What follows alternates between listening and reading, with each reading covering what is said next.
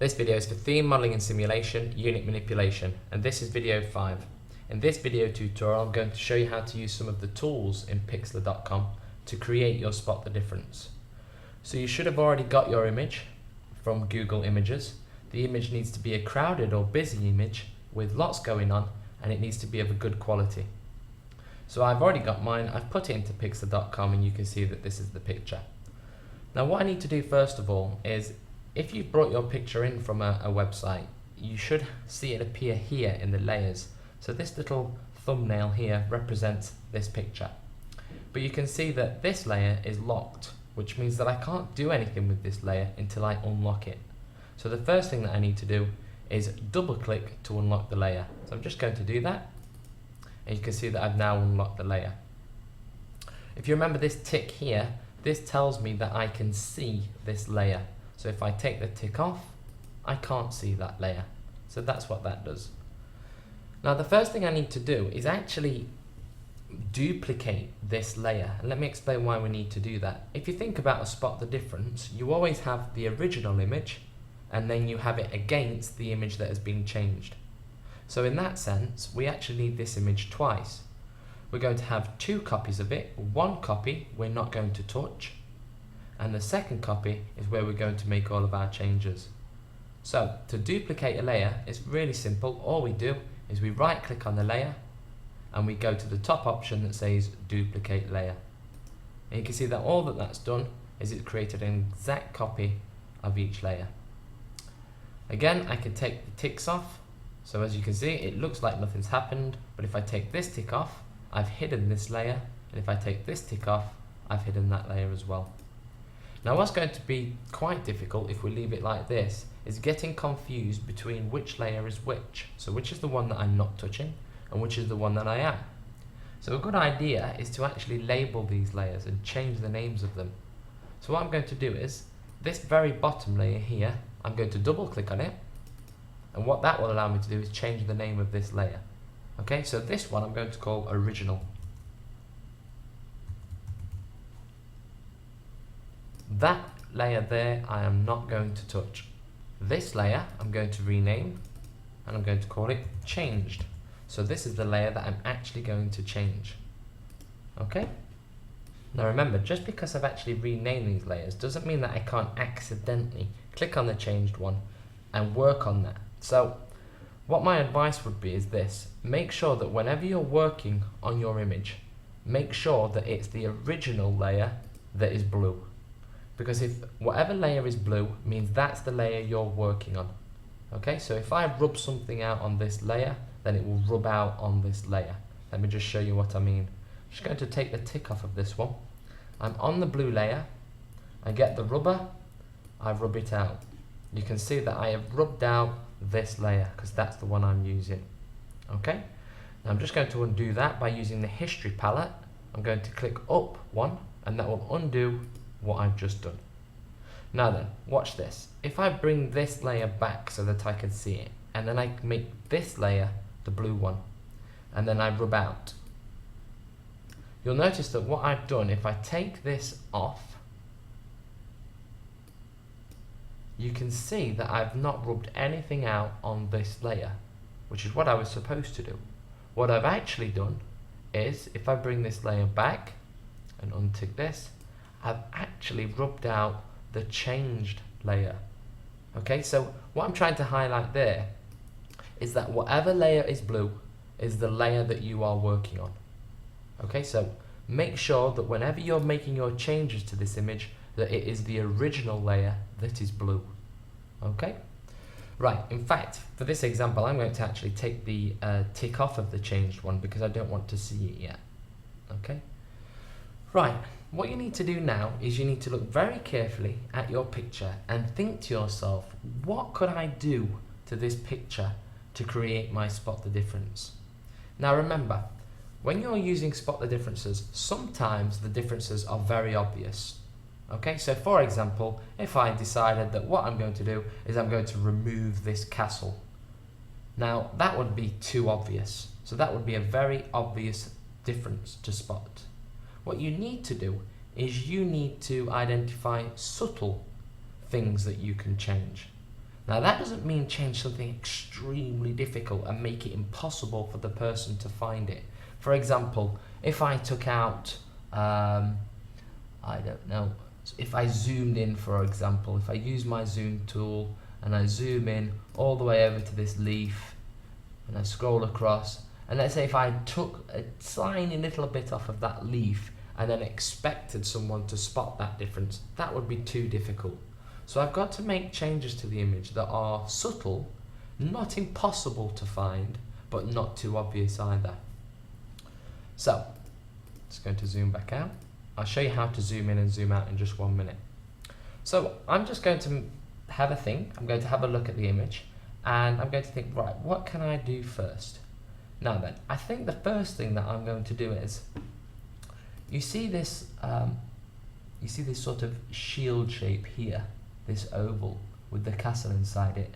I think the first thing I'm going to do is I'm going to rotate that. I'm going to turn it upside down. So in my changed image, oops, I've swapped these round, look, by accident. There we go. That's better. In my changed image, I'm actually going to have this upside down, and then in the original image, it's going to be the right way. Okay, so this is how I'm going to do that. I'm going to use my zoom tool. I'm going to go over to the part of the image that I want to change and click on it so that I can zoom in. And I'm going to scroll up a little bit like that. So I've got that picture in the center of my screen. Now what I want to do is I want to cut this part of the image out and then rotate it. So to do that, I'm going to go over to this tool here, which is called the marquee tool. And if I click on that, you can see that the marquee tool has different options up here at the top. These are called properties. So these are the properties of that tool. What I'm going to do is I'm going to change it from, instead of selecting a rectangle, I'm going to select it as an elliptical marquee. So if I click on that, now what I could do, look, is if I very carefully draw around this, I can select just this part of the image that I want. Yeah, like that. Let me show you how I did that again.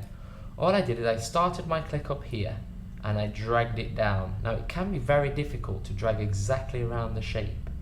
So I'm guessing that that's about the size that I want to select. I let go, and if I move my mouse inside it, it turns to an arrow and I can move that selection like that. Okay, so I'm happy that that's the part of the selection that I'm actually, or that's the part of the image that I want to select and I want to rotate. So now I've got that part of the image, I need to cut it out. I need to cut it away, then I'm going to rotate it, and then I'm going to put it back on the image. So to do that, I'm going to go to Edit at the top, and I'm going to Cut. And that has cut that part of the picture out. Don't worry, what I'm going to do now is I'm going to go to Edit, and I'm going to go to Paste. And look what that's done. Two things have happened. First of all, it's put the picture back, or that part of the picture back on my screen. Not in the exact same place, but it has put it back on my screen. And then it's created another layer. And what that's done is, because what it has done is taken this part of the picture and put it on its own layer. So look, if I get my arrow tool, which is called the move tool, now I can just move this part of the picture around because it's on its own layer. Now don't worry about renaming this, because I'm not actually going to keep it. I'm going to show you what I'm going to do. Look, what I'm going to do is I'm going to put this back as if I hadn't cut it out, like that. And now, because that part of the image is on its own layer, I can actually rotate this part of the image, and this is how you do it.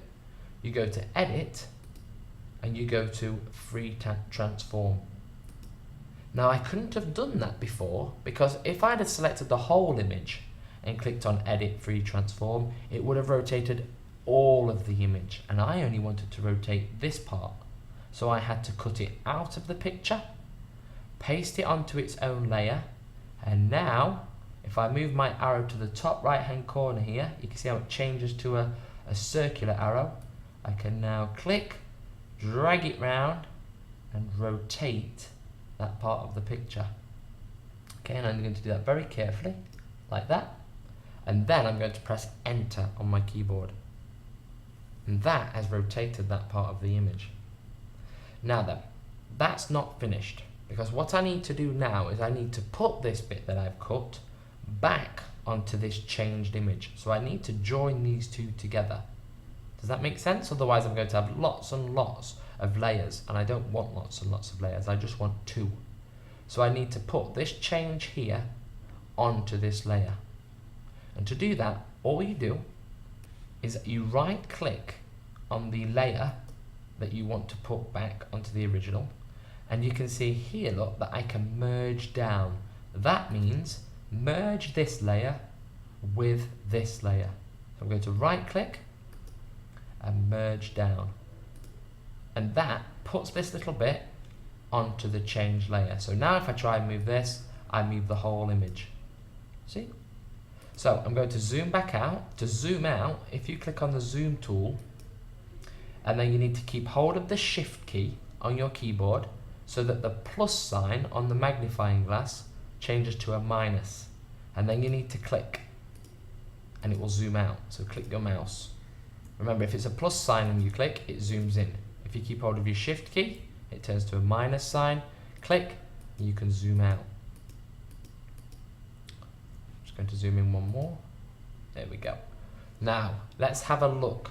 You can see that I've turned this upside down. Yes, so that is on my changed layer. Now I'm just going to put the tick back onto my original layer. Now that's sat behind this one. Okay, so this layer is sat behind this layer. So now if I take the tick off of the change layer, watch this part of my screen change. See? Because the change layer has got this picture, this part of the picture upside down, because I've rotated it.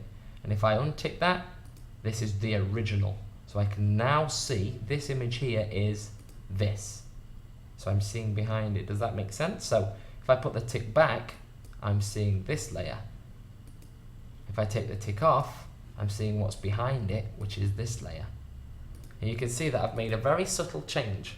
So if I put these two pictures side by side, that is a very subtle change that maybe someone wouldn't spot. So that's the first difference I've made on my Spot the Difference. I'm going to show you in the next videos how to use even more of these tools to create your Spot the Difference and make it even more challenging. Okay?